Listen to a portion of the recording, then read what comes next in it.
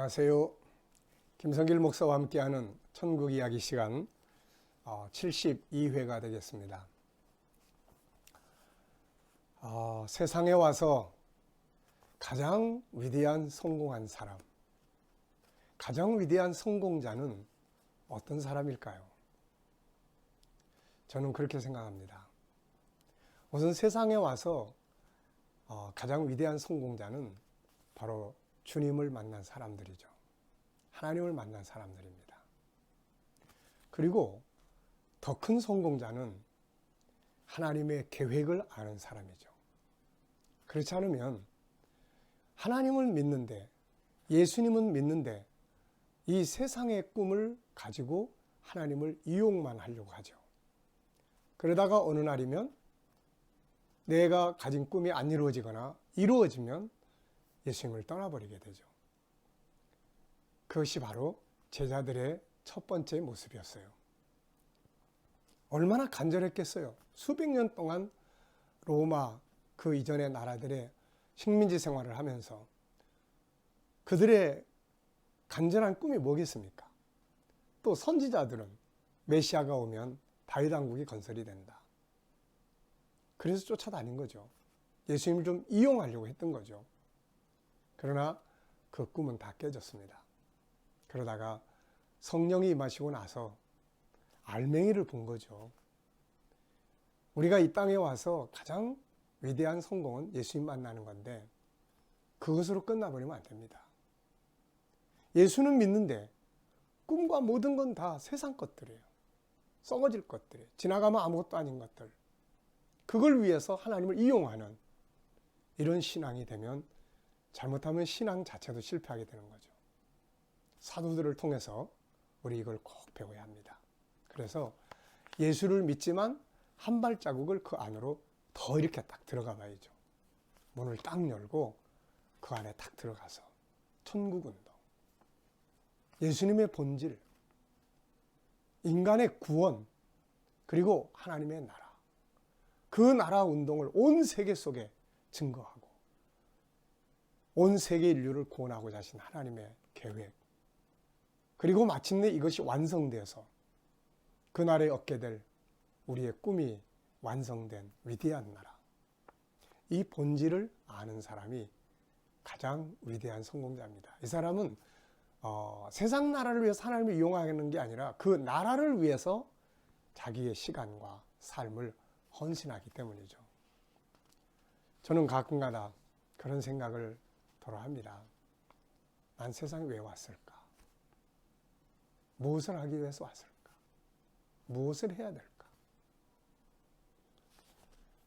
그러면서 예수님을 생각해 봤어요. 예수님은 세상에 왜 오신 걸까? 그분은 죽기 위해서 오신 거다. 그분의 나라를 사람들에게 증거하고 그 나라에 가는 길을 위해서 죽기 위해서 온 거다. 사도 바울은 무엇 때문에 온 걸까? 무엇을 위해서 사는 걸까? 그 나라의 복음을 전파하기 위해서다. 나는 왜 존재하는 걸까? 세상의 모든 건 다 지나가고 마는 것이잖아요. 결국은 하나님의 나라의 복음을 받아들이고 그 복음을 온 세상에 전하기 위해서 저는 세상에 왔다. 이렇게 생각을 합니다. 여러분들은 어떻습니까? 세상 왜 오셨나요? 자, 여러분, 성령의 임재는 큰 충격이었습니다. 지금까지 제자들이 알고 있었던 모든 것을 다 바꿔놨어요. 아니에요. 지금까지 잘못 알았어요. 잘못 쫓아다녔어요. 지금까지 쫓아다니고 지금까지 애쓰고 했던 것이 아니었어요. 나중에 사도 바울은 로마 총독 앞에서 예수님 나라, 예수님 만난 거 다 이야기했더니 미쳤다고 이야기하잖아요. 그러나 바울은 뭐라고 이야기합니까? 난 이제야말로 정신 차린 말을 합니다. 여러분, 성령의 임재는 사도들로 하여금 새로운 눈을 뜨게 했어요. 우리 모든 신앙인들에게 이 새로운 눈이 열려야 합니다. 그것은 바로 이 세상 나라가 아닌 하늘의 나라죠. 이 세상 것들을 위해서 나에게 역사하시는 그 예수님이 아니라 우리를 구원하기 위한 그 십자가의 예수를 바르게 이해하고 그걸 받아들이고 그분의 나라를 바르게 아는고 그 나라를 위해서 나의 시간들을 사용하는 것이 우리가 가야 될 가장 위대한 성공의 길입니다. 이제 제자들은 제대로 알았어요. 예수님은 이스라엘의 유대인의 왕이 아니고 인류를 죄에서 구원할 뿐이라는 걸 알게 됐고 그분이 외쳤던 나라는 다윗 왕국이 아니라 하늘의 나라라는 걸 알게 됐습니다. 그리고 성령께서 속에서 강하게 역사를 하시니까 엄청난 내면의 힘이 발휘되기 시작하죠. 그 두려움에 벌벌 떨던 예수님이 돌아가시고 난 다음에 두려워 벌벌 떨던 이런 마음들이 다 사라져 버렸어요. 예수님 떠나신 다음에 제자들이 가지고 있었던 문제는 크게 세 가지였어요. 뭘 해야 될 것인가요? 뭘 해야 될 것인가? 자기들이 기대했던 게 깨졌으니까 이 문제 하나 있었고 또 하나는 두려움이었죠. 예수님을 죽인 사회적 분위기가 그냥 남아있기 때문에 밖으로 함부로 돌아다닐 수도 없는 그리고 경제적 문제였을 거예요. 120명이나 되는 사람들이 하루 이틀도 아니고 이 세 가지 문제를 한꺼번에 다 해결한 것이 성령의 임재였습니다. 그래서 새로운 눈이 열려서 이제 뭘 해야 될 것인지를 알게 됐어요. 뭘 전해야 될 것인지를 알게 됐어요. 뭘 위해서 사는 것이 가장 중요한 삶인지 알게 됐어요. 이제 고향으로 떠날 이유가 없어졌습니다. 그리고 담대했어요. 열심히 나가서 복음을 증거하기 시작을 합니다. 이스라엘의 왕 예수 이게 아니고 죄에서 우리를 구원하실 예수. 그의 이름으로 우린 구원을 받는다. 그리고 그분의 나라. 그래서 예루살렘에 놀라운 신약 교회의 탄생과 함께 부흥의 역사가 일어나죠. 그래서 사도행전 6장까지 예루살렘에 엄청난 부흥운동이 일어났어요. 수많은 대제사장들이 막 다 회개하고 돌아옵니다. 그런데 문제가 하나 생겼습니다.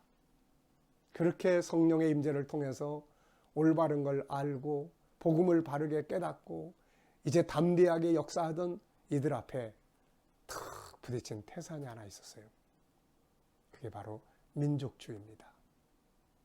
그들은 유대인만 구원받는 줄 알았어요.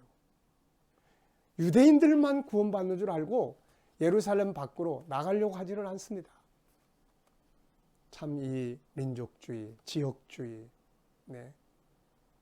국가주의, 개교회주의, 천국운동의 제일 큰 적들이 바로 그거예요. 자기 교회만, 자기 민족만, 자기 나라만.